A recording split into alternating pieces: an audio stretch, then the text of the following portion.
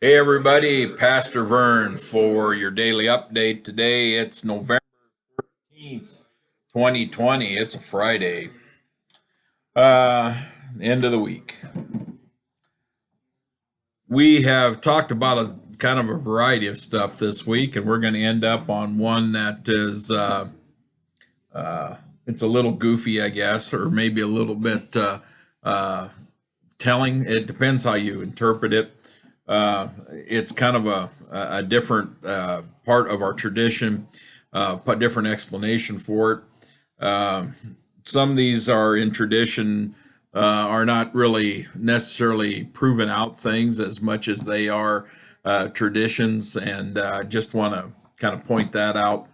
But they're kind of interesting anyway, I think. It seems like in every one of these instances, there probably is some truth to it.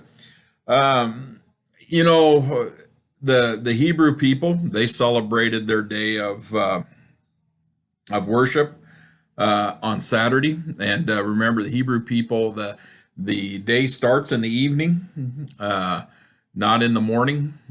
We get that tradition from God's word in the Old Testament. There was evening, and there was morning, and then there was and that was the next day. We see here that in the creation story.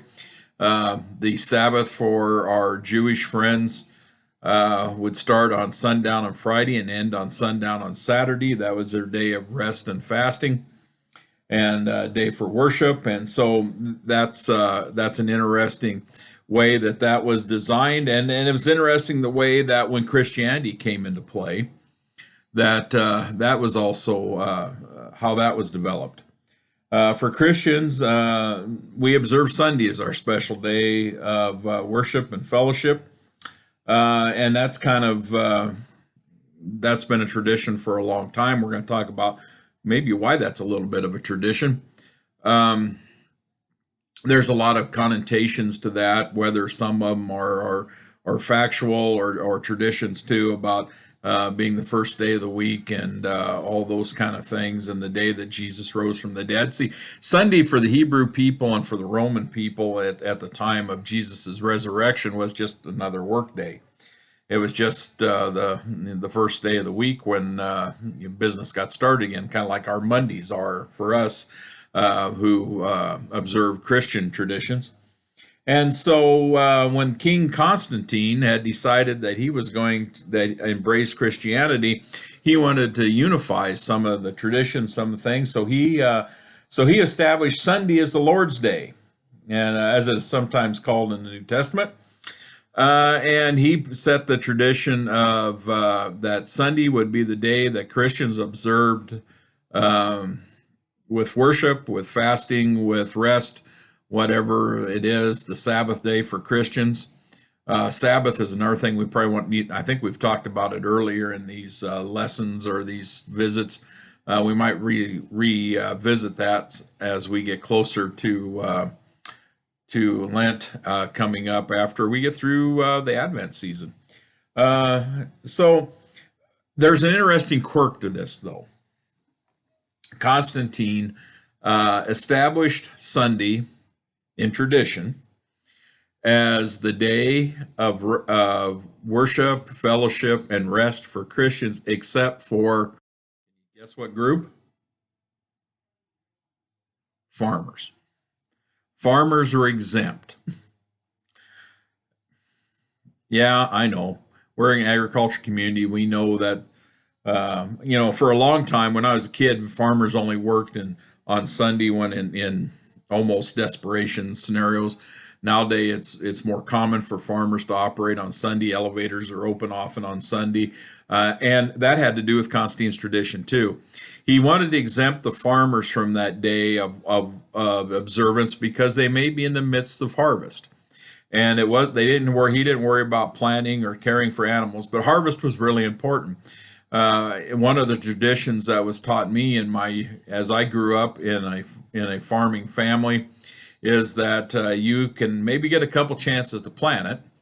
You can till it all summer. The ground will rest over the winter, but you only get one chance to harvest it. And so that's what makes the harvest important, and that also made it important to Constantine and the well-being of the people around him. So farmers are exempt from the Sunday time of rest and worship so that they could gather the harvest. Um, I don't know. I guess I guess it was practical, um, but I hope that you who are farmers who are a part of this, watching this, that you do find a Sabbath day, whether it's Sunday or some other time, or maybe even evenings where you can spend some time in devotion and in fellowship, even during the busiest of seasons. All right, well, that's going to wrap it up for this week. Another week behind us. I was thinking about this the other day when we were looking at some plans for the next few weeks. I keep looking this way. I look at my board, my planning board. I have a rather large board here that I write my planning on. I don't know if I can get turned so you can see it. You can kind of see it there. And I try to keep, I'm way behind on it now because we're having some gray area about what's going to happen during Advent. But I was looking at that the other day for my planning and so on, and I got to thinking about when we started these daily updates. I had intended to do them for 2 or 3 weeks and we'd be back to normal. And here we are several months into them. I've enjoyed doing them for the most part, and I hope that many of you has have an opportunity to watch them and to gain a little bit from them. Well, take good care of yourselves, watch out for others, and stay safe.